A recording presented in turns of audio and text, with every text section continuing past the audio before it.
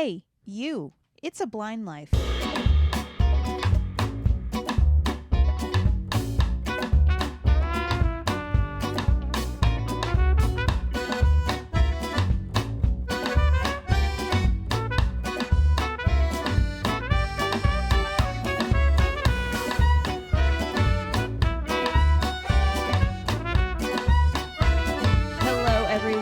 Welcome back to the It's a Blind Life podcast. My name is Aria. And I'm Belle. And we are two legally blind sisters who made a podcast because we wanted to talk about our lives. And so that's what we do. We talk about our lives as blind people, how we do things, a lot of other different topics. It's a variety show. We talk about what we want, when we want, and that's how it goes. So, that being said, today's topic of conversation is how we do certain hobbies. So the reason we're talking about this is because it is, I feel like maybe stereotype is the best word, that if you are disabled or if you're blind or anything like that, that like you kind of just sit at home all day. You're a vegetable. And you're a vegetable. You stare off into space. You do nothing. And that is so far from the truth. There are so many people that we know that have a whole variety of different hobbies. Or if you are, in our case, if you are Belle, you cannot sit down. Correct. Yeah. Belle, I don't relax. Belle has to be busy at all times. Mine's different, though. I need to be distracted at all times. You need to be distracted, and literally you could give her a piece of string and she'll be fine for a couple hours. I am very easily amused and distracted. Yes, really, this is true. So like for Aria, it doesn't really matter. But she's doing something. It might not be anything productive. But I am doing something. It may be messing with a piece of string. But it is something. But she is messing with a piece of string. Correct. So, like we said, that's kind of the stereotype. We're going to talk about how that is the furthest thing from the truth and what we do, how we do it, all that jazz. So, do you want me to start listing hobbies I did and do now? I was about to say that was going to be my first question. Are we going back to beginning times? We're talking about it all. Okay. Well, do we want to first start with like growing up our conjoint hobbies? Because like... Yeah, we can. Well, because, okay, so when I was really little, reading was a huge thing for me. If you've listened to Blind Girls Book Talk, you will know that I loved reading ever since I was little. So that became a huge hobby for me. And for that one, I was very stubborn. I didn't use I used large print when I could, but, when things weren't available in large print, I figured it out. I read smaller stuff. And as I got older, I brute forced my way through a lot of small print. Now that I'm older, I typically try to make things a little happier for my eyeballs, but... Kindle, man. Yeah, Kindle is great. And Audible is great. So it used to be I didn't read because we found out later that I have a rare type of dyslexia. And so like it would make learning to read and reading very difficult for me. And like small children learn to read, they read out loud. I can't do that necessarily properly. Like I can read perfectly fine. It's not that. I can't read out loud. So learning to read was a very difficult and frustrating thing for me because I would skip words. Like I would read them in my head, but like saying them, I wouldn't say them. And then once we figured that out and like I started getting training to fix that, then I started to read and then I didn't put a book down. Mm-hmm. And I got around the rule that was started because of Aria, which was no books at the table. I got around that. I'm still upset about that. You are still upset about that. I'm still salty about that. But yeah, so reading has become a huge part of both of our lives, hence book talk and why that exists. But yeah, so that has always been a huge one for me. From there, probably the next really big hobby was horseback riding. Which we both did. And horseback riding, oh, well, actually, no, that's a lie, but I'll backtrack. But horseback riding was a huge part of my life. I absolutely loved it. I miss it now. Huge part of both of our lives. Yeah, it was huge. Loved it. I miss it. It was so fun. And we learned to ride from a therapeutic riding instructor. So pretty much there are special like horseback riding teachers and special like stables and stuff that are like they're trained to deal with people with different disabilities. It's kind of like if anybody has watched the show Heartland. Mm-hmm. It's that like in later seasons where they have like that horse rehabilitation place to help like troubled youth. It's kind of like that, except with people with like physical disabilities. Yeah, and the horses are like specially trained so that they're not reactive. Like all the horses that our horseback riding teacher had, like kids would run right under them. There were so many times where we would throw on a saddle and we'd like literally just crouch down and walk under the belly of the horse. Don't do that. Yeah, you're not supposed to do that. Don't do that. Severely don't do that. However, our horses were so well trained that they didn't care. They didn't care. They didn't move. It It took a lot to spook those horses. Yes. And even then, it was a rare occasion that you would have a horse buck or rear or anything. Yeah, these horses were amazing because they are trained to deal with different people on like the autism spectrum who, are nonverbal and they're moving around and they're making a lot of noise, and like a normal horse that would spook, but these horses were trained to deal with those kind of things. Or you'd have people who have like really bad like bone structure and bone issues and things like that, so like a fall could severely harm them. Yeah, so you need the horse to not like react badly to like anything, a loud noise of like a bucket of water falling. Yeah, you need the horse not to spook by that, to have that person fall and then be severely injured. Not just saying accidents didn't happen, because I mean both Arya and I were bucked off once. I fell off. Close enough. No, I wasn't bucked. I stayed on. Every time that a horse is bucked, I have stayed on. I have not fallen. I got bucked by Arya's horse, and it was because a raindrop spooked him. Yeah, but also he wasn't quite well trained as he was a some jerk. of the other horses. He was because a jerk.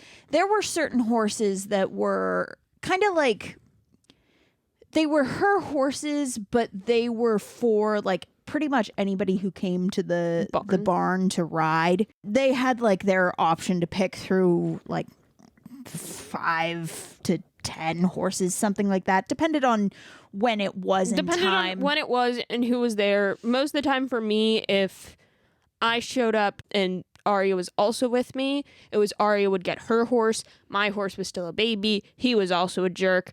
Never rode him. Thank goodness I never did. I probably would have died. He was evil. But Arya would get her horse, which was fine. And then she'd be like... Because I was the only one he would listen to. Yeah. Yet I showed him. But I would get told by our instructor, oh, Belle, go get Sally. Or go get Nugget. Or go get another one of her family members' horses. A lot of the times I'd be riding Twist. It was always like, just go get this horse. And that's who you're riding today. And all of those horses that she mentioned were like barn horses that were very much trained. Like they would barn horses or their family horse, like, which were Twist also was very well trained. Yeah, Twist was not one of her horses. It was her nieces? I think so, yeah. Something like that. Horse. Beautiful creature. I loved him. Oh, I loved anyway, off on a tangent. So those were great, but when we rode, we both showed horses.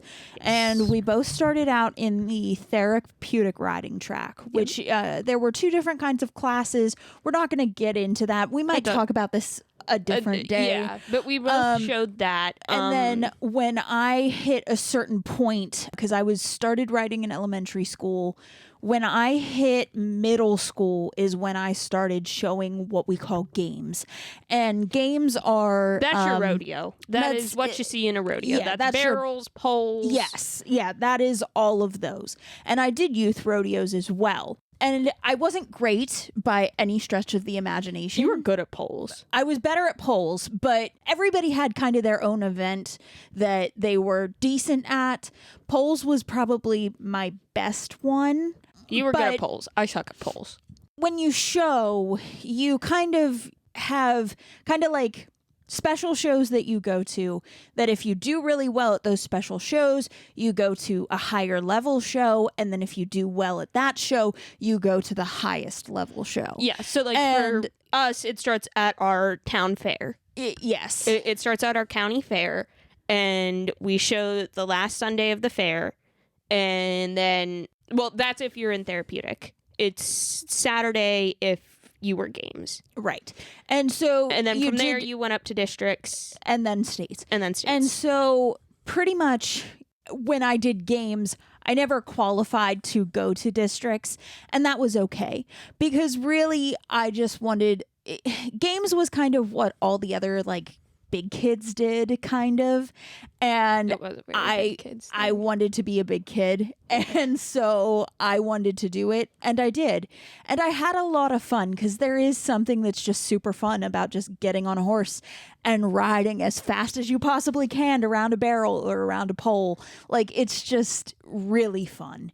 So that, for me, that was all it ever was. It was just having fun and riding really fast and, doing what I could. So that was always a really good time. For me, I only ever showed therapeutic. Yeah, I stopped and got into something different right before I started games. Yeah, right before you were the age. Right before I was going to start. I was already prepped.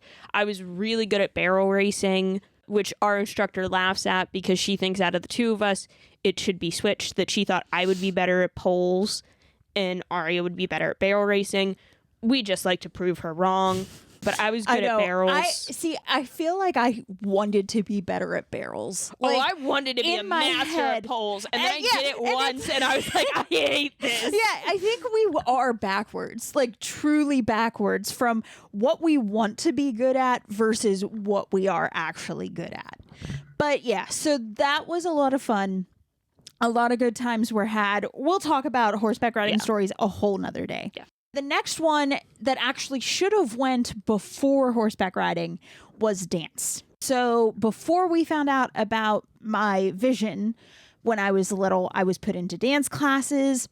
It didn't go well. I mean, it didn't almost fall off the stage. Yeah, I did. And I think I spent the whole first recital I ever was in, just twirling. I was just doing my own thing. I feel like that's a lot of little girls. I think the only reason I didn't do it is because I was with you for a lot before I actually started. Yeah. So that is what a lot of little girls do. But yeah, I think I twirled so much I almost fell off the stage. But yeah, that was a whole time.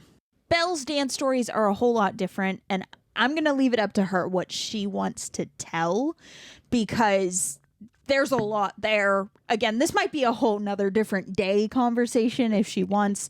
But for me, it was never that serious, because when we found out about my vision and we found out I couldn't do sports, horseback riding and dance were our parents' way of getting us active. Yes. And anybody who wants to argue with me that horseback riding is not an active sport, I dare you to go shuck hay bales and lift a saddle. I dare you. Tell that to my thigh muscles.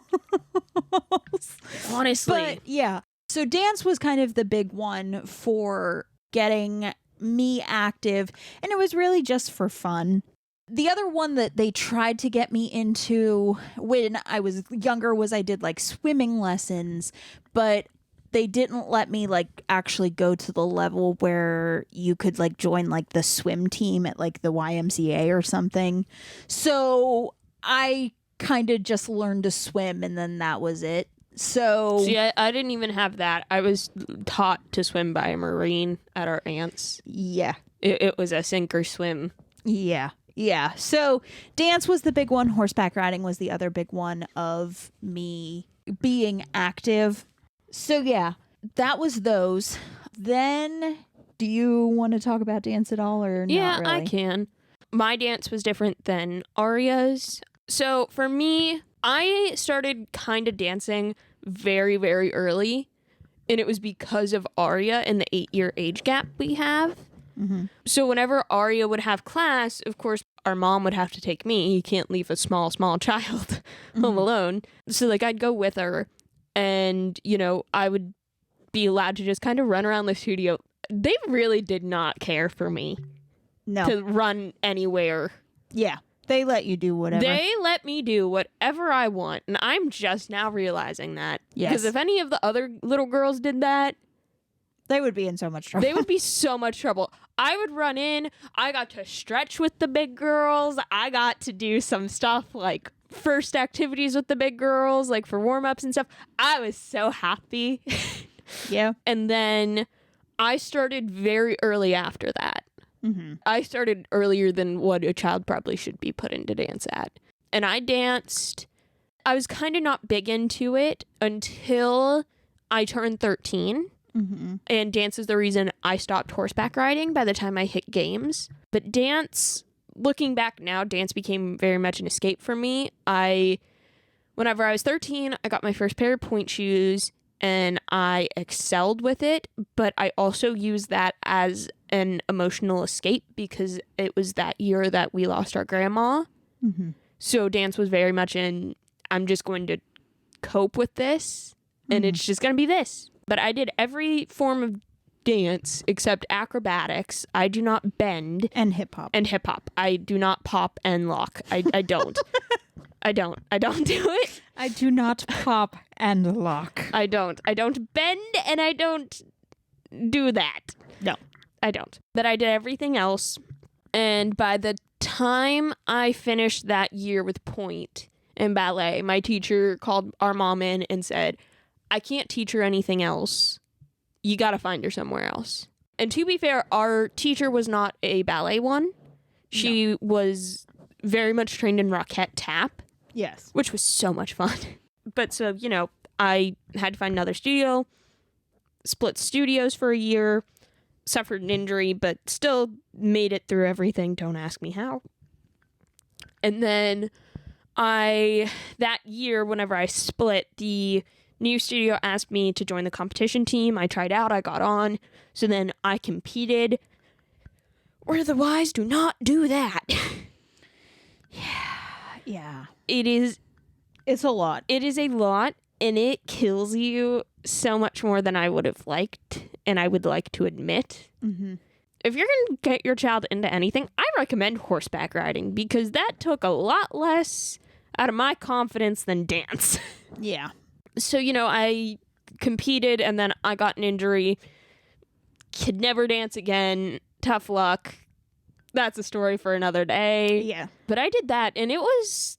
Whenever I started going at it hardcore, we had to find a way around me doing things because like when you do turns, you're supposed to spot, like pick a spot with your eyes and just go to that spot every single time you turn.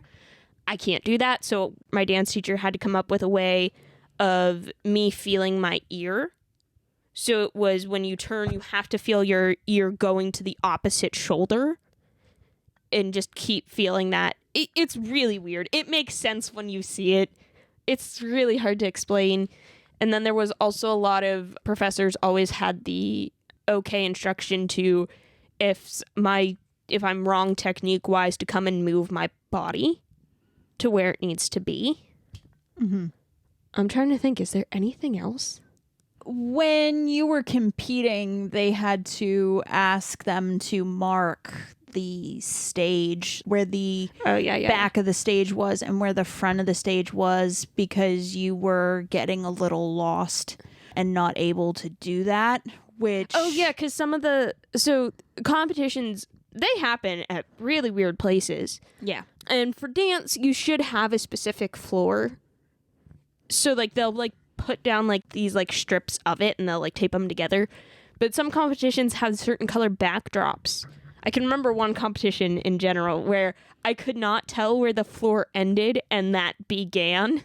Yeah. Because they like looked the same color to me. So like from then on they did have to tape, like put a black line or a white line or something. Yeah, they didn't, like, nothing bad happened at that show when we found this out, but it then became a thing where it was like everyone we go to, you gotta ask them to lay it down. And I think that the competitions were pretty chill about it. Yeah. From what I know, but that was kind of, I think, your instructors that handled that. Yeah, I'm pretty sure. I don't know. Because it was wasn't another you. thing to note that they also would not tell any of the judges or the competition team that I couldn't, or like anybody in the competition that I couldn't see. Yeah. So I always got like a couple critiques here and there about my eyes. I'm just like, I can't help you. I can't fix that. I can't fix that at all. Try again. Like, Thank you, though. That's very kind. Thanks. That's so kind. But I have some funny stories of some judge comments, especially the one time I had a prop and my prop came apart and you just hear this guy just like, don't freak out, just keep going, your prop, you're good, you got this. And I actually fixed my prop while I was doing a turn and I set the prop down perfectly fine and you just hear him gasp and be like, you're a wizard. That has to be like my favorite comment. That was a good time. That was such a fun time. That was a time. So yeah, so dance was a whole thing. Yep. That was kind of our quote unquote sport that we did other than horseback riding. From there, elementary school, I did piano. I did piano both did for piano. a very long time. I did not do it for that much long. You didn't. You got out of it because of your dyslexia. I did. My dyslexia saved my butt. Not really. I liked piano and I was good at it. I just, my dyslexia messed it up. Yeah. I was in it from elementary all the way until I graduated from high school.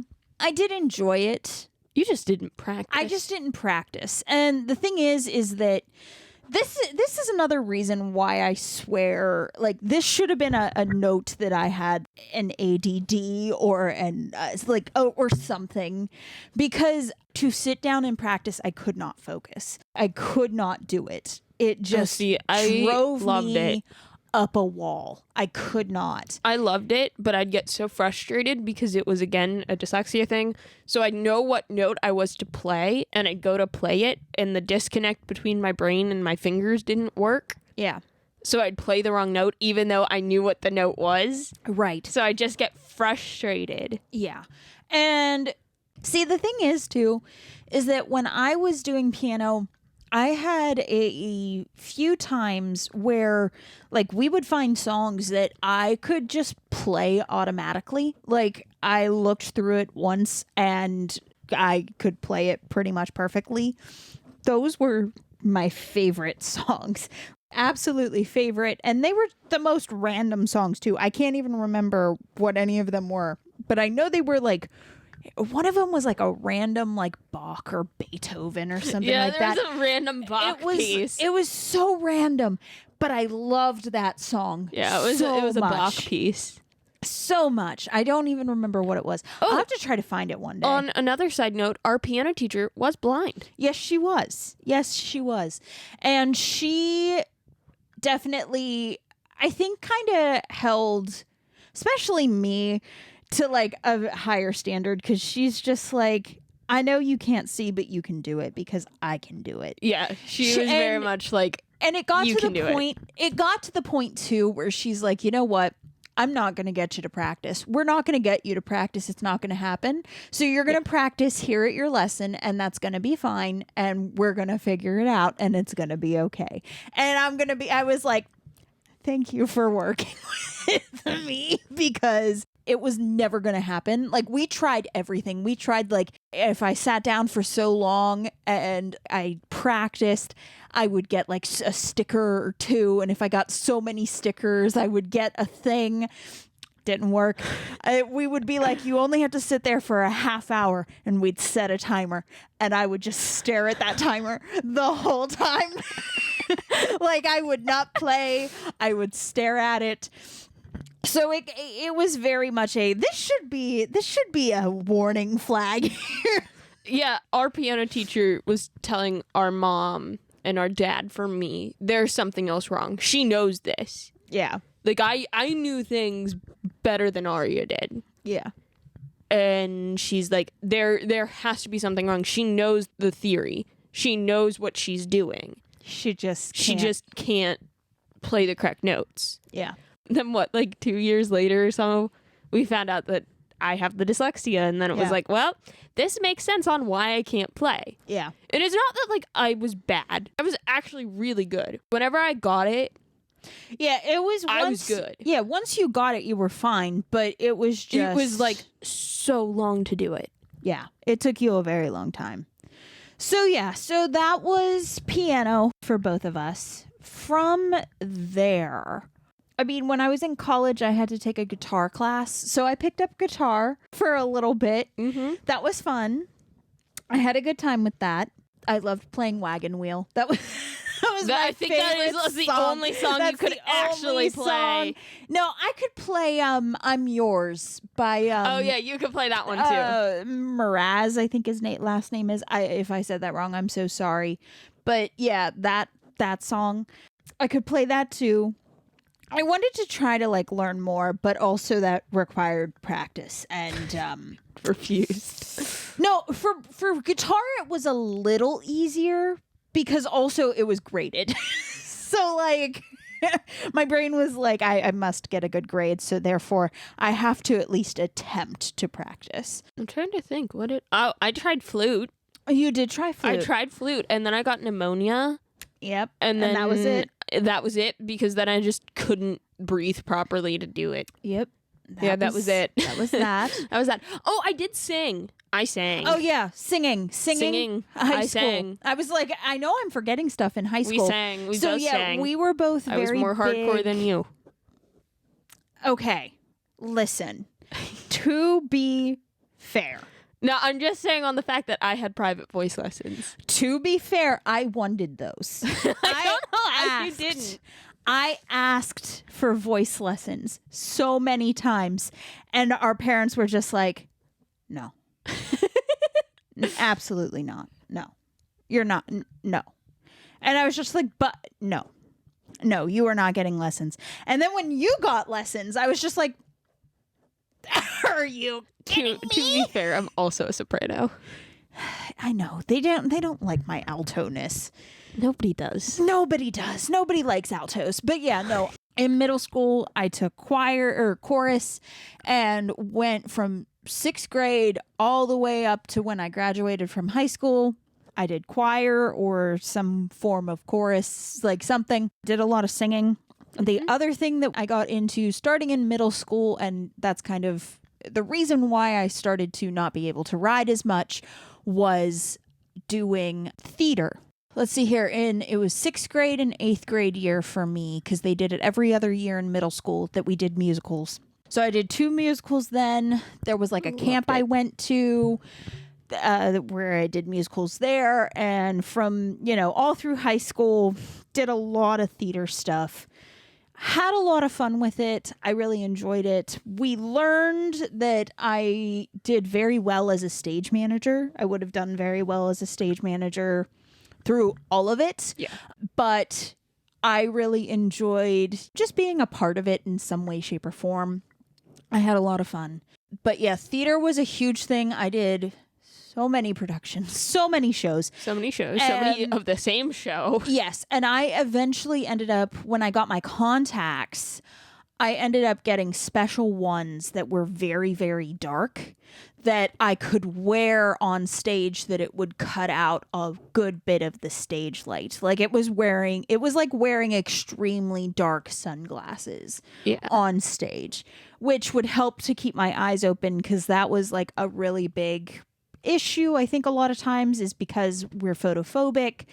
Being in those bright lights, our eyes want to close. They do it automatically. It's not like we can't tell. Like whenever we we can't yell tell that, like open your eyes. They're open. No, Yeah. they're not. Well, I can see you. Yeah, I can see. Like, it looks, because it's a very hard squint that we do. And to a lot of people, it looks like our eyes are closed, but they're not. Like, we're looking out. It is just a very hard squint. Yeah. So, yeah. So, wearing those definitely helped. Going backstage with them was a whole time. But, I don't know how you do because, that. yeah, it was rough. But using them, though, they really did help for a lot of stage stuff.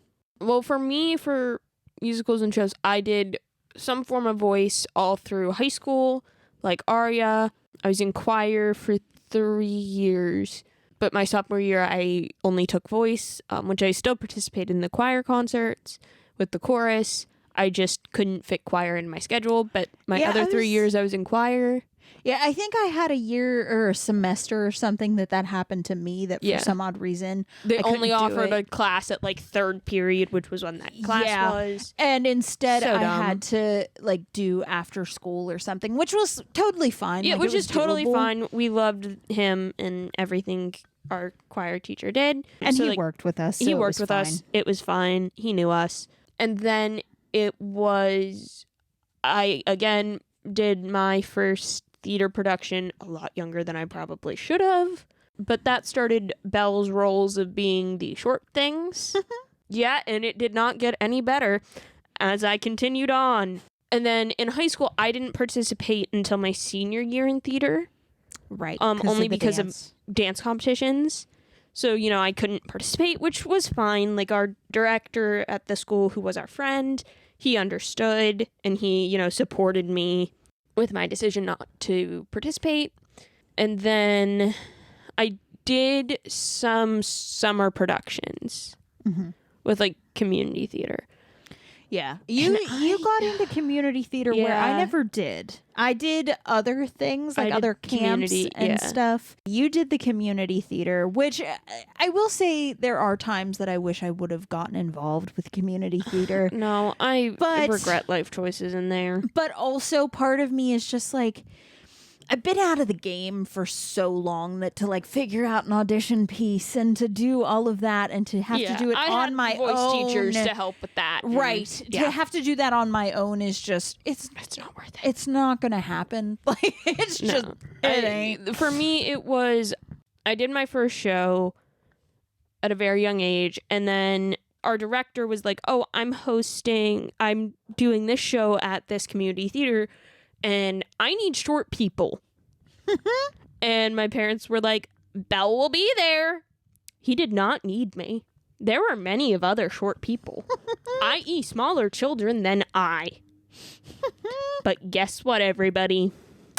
I was still there, and I was still one of the oldest short people. You still did it. I still did it. And then I did another show because our family friend, her son was doing it, and he's like, do it with me.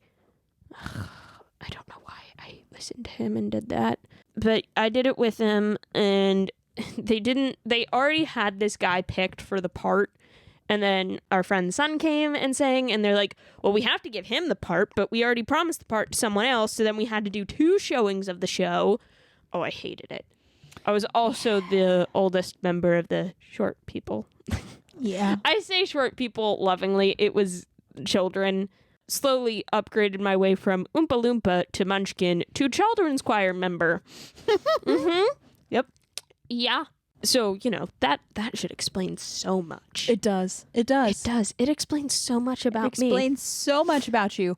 Yep. Meanwhile, all my roles that's a whole nother day that is a whole nother day. conversation because it was all over the place. You are all over the place. all over the place. only I was time- a guy. The only time I wasn't a short person role was for plays, to which case I was normally the mom or Yep. the loving wife. Yep.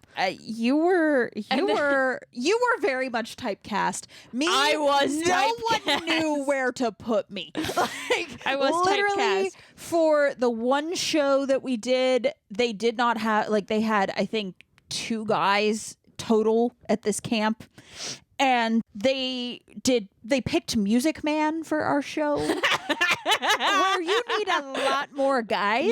I love that show, and you need a lot more guys. I remember I loved you playing this part. And so what happened was, because I was apparently the manliest girl, they said, you're going to be a guy. And they you're the villain. I was put as the villain, which I had a lot held with that, actually. I remember laughing so much because she was an anvil salesman. I was an anvil salesman. And so she had this case that held the anvils, and in the show he drops it on his feet, so I would always bust out laughing that Arya had to drop this suitcase of anvils on my foot. Yep. And so but that whole show, though, I went from being the villain to like taking off my coat and changing my bow tie to be a random townsfolk. Yeah, to be like some random wife. I was some random guy. No, I was never a girl in this show. I swear you were Pick Little Talk Little. Oh, wait, I was, because we didn't have girls. So that was the only time I was allowed to put, I think they gave me a dress to like throw over. Yeah, that you did. You had to throw over a dress. I had to throw a dress over top of like the white sleeve and a dress button coat. Up. And you had a long sleeve dress coat. And the pants. Like, I never fully changed, I don't think. No, you had to roll up your pants. I remember this. You had to roll up your pants, and like guys had to help you roll up your pants to your knees. You'd have to throw on the dress, and then they'd have to force a dress overcoat, like a longer overcoat for a dress with long sleeves, over you, and then like try to swap out your hats. Yes, in because such a quick manner. I know. It was the weirdest quick change. I've blocked it from my memory, to be honest, because I feel like, because also, mind you, this show went on in the middle of summer in a place that there was no air conditioning. Yeah, this was a camp. It was a camp. So I was dying. Yeah. Dying because it was so hot. So ridiculously hot. But yeah. Yeah, so, I remember that because what's his name had to help you roll up your pants. I don't know who helped. There were so many people that helped me do that quick change. I don't remember. Yeah, I remember that you being in that one though. So like you were like 3 different people. I was random townsman. I was random townsman number 5. I was a random housewife when they needed one occasionally, and then I was the villain. Yeah. Oh no, Curtain Call was hilarious for that because I remember you came out with the girls and you just had on like the hat for like the girls, bowed and stuff, and then you like stepped back. The guys ran in, met you at the middle. You like had to have your guys like hat, like random townsman hat, switch it, throw the other 2 off, and run off stage after them. And then I forget who came out next to Bao. And then you came out as the villain. Again. It was the awkwardest thing. It was so rad. Like, honestly, though, as much as I do not remember that show, I feel like I had so much fun with that because, like, normally, right, in theater, a lot of times they're like, you're a girl, you're going to be a girl. You know what I mean? That is a lot of it. You're a guy, you're going to be a guy. And I feel like now they play around a lot more with that. Yeah. But like back in the day, it was very much that. And so to be in a theater camp and then be like, you know what? We need you to be a guy. Like, I had the time of my life playing a man. Yeah. It was so much fun. For me, I was a lot of typecast. You were typecast. I was typecast for pretty much everything. I will never forget the one. I didn't end up doing the play because production ended up during our standardized testing. Mm-hmm. So the parentals pulled me from the play. Oh my gosh. I was never more typecast in my life. The show was up the down staircase and it was like at a school and like so-and-so. And I was to play the know-it-all goody two-shoes. Yep. Mm-hmm. Never more typecast in your life. Never more typecast in my life. Literally, my first line was at the opening, and it's a staircase of the school and stuff, and the main character is going up the down staircase, and my character comes out and is, going down the down staircase, sees the professor coming up the down staircase and stands there, puts my hands on my hips, stares at him and says, "Professor, you're going up the down staircase." I'm just like, I feel attacked. You were personally attacked. Personally attacked because then my next line was the morning announcements. Mm-hmm. Never more attacked in your entire life. And then like a couple scenes later, I'm using all these big words, and like even the adults in the play are looking at each other like, I have no clue what this means. And you did. Yeah. Just like, I hate this. You have never been more attacked. I had never been more personally attacked. You had never been more personally attacked. In my entire life. Oh, yeah. So, yeah, theater stories, that might be a whole nother day, too, because that was a time. That was a time. So then college didn't really add a lot more. Did a lot of the same stuff occasionally. Like, there was an equestrian club that I did some stuff with occasionally when I could. There was a theater group, which my senior year I kind of helped do some back of house stuff, that kind of thing, but nothing like too crazy that like I would consider like a hobby got added. And then life exploded. I feel like the big things that I tried doing, at one point in time I tried doing some like jewelry making, which didn't go great. Mm-mm. Didn't go bad. It didn't go great. Mm-mm. From there, I think from there it was the diamond painting. I think. No, there was something else in between there. There might have been. Life exploded again. There might have been. I know eventually I got into doing diamond painting, which I still love doing that. I have a great time doing that. And it is difficult, not gonna lie. I do have to, kind of sit there with the pen in one hand and the my phone magnifier in the other to do it. But I have a lot of fun doing it. And I have to be very careful with like labeling everything and making sure like the right thing goes in the right thing so I don't mix up colors. At least it's all kind of pre-packaged, so that does help. But also, like, I just have to be super duper careful in what I do and how I do it. And then... Well, do you want me to go? Yeah, go ahead. Add some more of yours. Well, in college, during when the whole world exploded, I got into drawing a bit. And then I got told by my therapist I needed hobbies. Yep. In other words, Belle, you need more to do than school and reading. You need to find who you are outside of academics. That has still yet to happen. Anyway. You're getting there. We're getting there, maybe. And so then it was the big one for me whenever I was really little before our grandma passed away. She taught me how to crochet. Mm-hmm. So I got back into doing that, and I've been doing that, which... Apparently everybody's like, how are you doing this? And like, I don't find it that difficult. Like, you can really get away with just feeling it, but apparently I'm the weird one. But I also crochet backwards, so like, don't listen to me. Mm-hmm. Yeah, it's bad. This is what happens when you're a right-handed person taught by a left-handed person. Mm-hmm. Yeah, you crochet backwards. I crochet very much backwards. It's weird.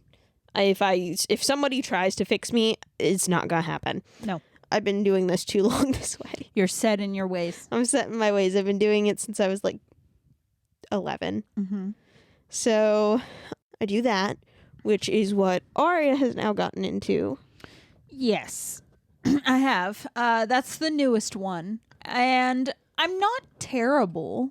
No. I'm not great, but I'm not terrible. You're the level of a beginner with the heart of an expert. I am.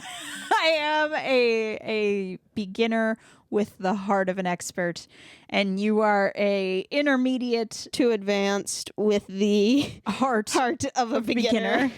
Yeah. We've learned this. I try to sell myself short. Yeah, we've learned this. But yours turned out really well, your recent things. Mine turned out okay. I just messed up putting it together, and that's okay. We're learning. We're learning and growing.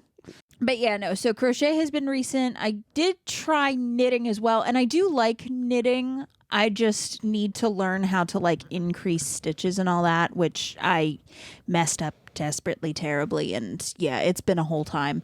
But yeah, that's the most recent, is the knitting, the diamond painting, and the crochet. I know I'm missing some. What else am I missing? I don't know. I'm trying to think of what else I do in my life, and I'm realizing how boring I am. I mean, like, of course, there's like, watching movies and TV, like that kind of stuff, which, people count that as a hobby. But for me, I'm kind of like, I mean, there's this. Well, yeah, we do this, obviously. This is technically a hobby as well. Got roped into this. Yeah, which we've done for reasons. Who knows why? It was Aria came up with the idea and said, Belle, you're doing this. But Aria, no. Belle, you're doing it. No, okay. because, that was the thing too. I was really big into writing, which I still want to write. I just have been at a very hard writer's block. It's been a struggle. But yeah, no, so I wanted to get into writing, and Belle suggested a blog. And so that's how actually Book Talk started, is through trying to do a blog. And then we had the blog, and then we had a 3-hour phone conversation about the Raven. And we realized that we really should just do a podcast. That would be so much easier. And so then it was just getting the microphone, then, doing that. And then bulk recording while Belle was in school. And that's how it started for Book Talk, was just bulk recording. Mm-hmm. And now that we're together, we don't necessarily need to bulk record anymore, which is nice. Like, we can if we need to, but like, This is currently kind of being bulk recorded. Yeah, kind of, but not really. This is earlier than what we would have recorded. Yeah. So there's that. But yeah, this is a little bit bulk recording, but not much. Not how it used to be. Not how it used to be. We had to plan out everything for like months. I had to have everything planned out for months in advance. And then we had to sit down and just record for hours and just get as many episodes done as we possibly could over the course of like a week. And that's why some of those episodes you'll just hear me just getting more and more tired and aggravated. Yep. And so so that's how Book Talk started. And then we decided, hey, let's add another one, because why not? And so we were like, let's add another one. Well, what do we want to add?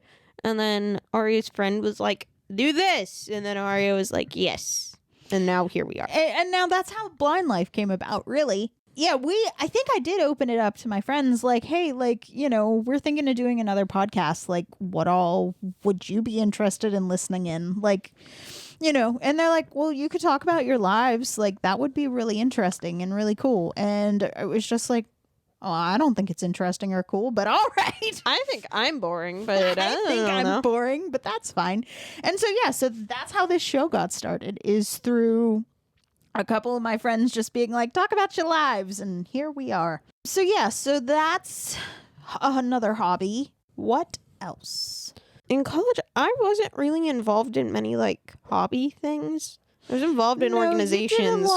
You did a lot of like schoolwork and stuff, and organizational work, and hence why your therapist said that you must find yourself outside of all that. Yep. And even whenever I was involved in an organization, I was in the position of treasurer for like most of my organizations. Yep.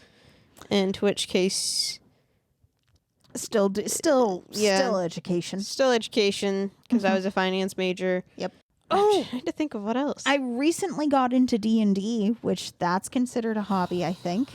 Yes, I know. Belle does not like it. But so when we moved down here, I started talking to somebody who pretty much had said, like, hey, if you like fantasy stuff, like you'll probably like D&D, you should check out Dimension 20.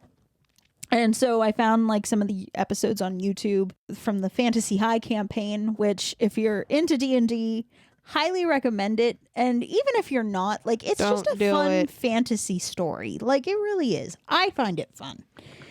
And oh, hush. I'm not And- a fantasy person. You're not a fantasy person. So I have my reasons. yes, you have your reasons. So anyway, so fantasy D&D has, I really enjoyed it, and then found a place where I can play once a month, and that's been really fun for me. And just learning how to play, learning how to the game, all that jazz. I still don't know much. I'm still a baby, but I've definitely learned at least a little bit. I know enough to be dangerous at this point, but it's been a lot of fun. I've really enjoyed that. I really have not enjoyed listening to it. You're still alive. You are still alive, darling. Barely. So yeah, I'm trying to think. Let's see. We talked about writing. We talked about crochet, which is the new one. Mm-hmm. We talked about diamond painting. My life really was boring, like between college and when the world exploded. Do you want to know what your life consisted of? Taking care of you. Yep. Uh-huh. Mm-hmm. What does my life consist of now? Still taking care of you. me. Taking care of you and your dog. We've added a thing. Yeah. We've had, no- two things. I also have a cat. Oh, well, true. But yeah, no, reading's still a huge one, though. I mean, again, hence why Book Talk exists. This has become a big thing. The crochet is slowly becoming a very big thing. Mm-hmm. So yeah. So I think that about sums it up. There's probably like one or two we might have missed, and maybe we'll circle back to it another day. Or if we remember, we'll just be like, we're going to just tell a story about this. But yeah, no, I think that's about all of them, though. I think that's the long and the short of it. Yeah, I think. I'm pretty I sure. just know I'm boring. I'm quite boring. I'm not Yeah. interesting. I read and I crochet. That's pretty much all I do. And schoolwork, Yeah. which involves reading. I have not been reading because school has been kicking my butt. Yeah. It has been you slowly murdering my soul. You're slowly starting to get into Lego sets. Oh yeah, I used to like doing whenever I was little. Yeah. And I'm slowly starting to get back into it because other lawyers are like, you need to do something with hand-eye coordination. And I can't play sports. And I can't dance anymore. And I can't get to a horse. So here we are. here I am with crochet and Lego. Yes, very much so. But yeah, so I think that about sums it up from what I can think of. Again, we might talk about some of these other hobbies a different day. Who knows? We think we know, and then I change my mind. That is the sum up of my life. But that being said, we want to thank you guys for coming along today as we just talked about our different hobbies and random stories about hobbies. Of course, if you liked this episode, if you like what you've been listening to, please consider following the podcast and sharing the episode with your friends. It really would help us to grow the show, and we would appreciate the support those actions would give. And hey, if you want to leave a review, that would be really cool too. And then, what are we going to be talking about next time? Friendships and family. Okay. Is it really Where did the one? What? Oh, okay, never mind. You changed things. I changed things around. It And you happens. didn't tell me. Oh, I'm sorry. So, yeah, so that's what we will be talking about next time. So, don't forget that it is a blind life, and we'll see you guys next time.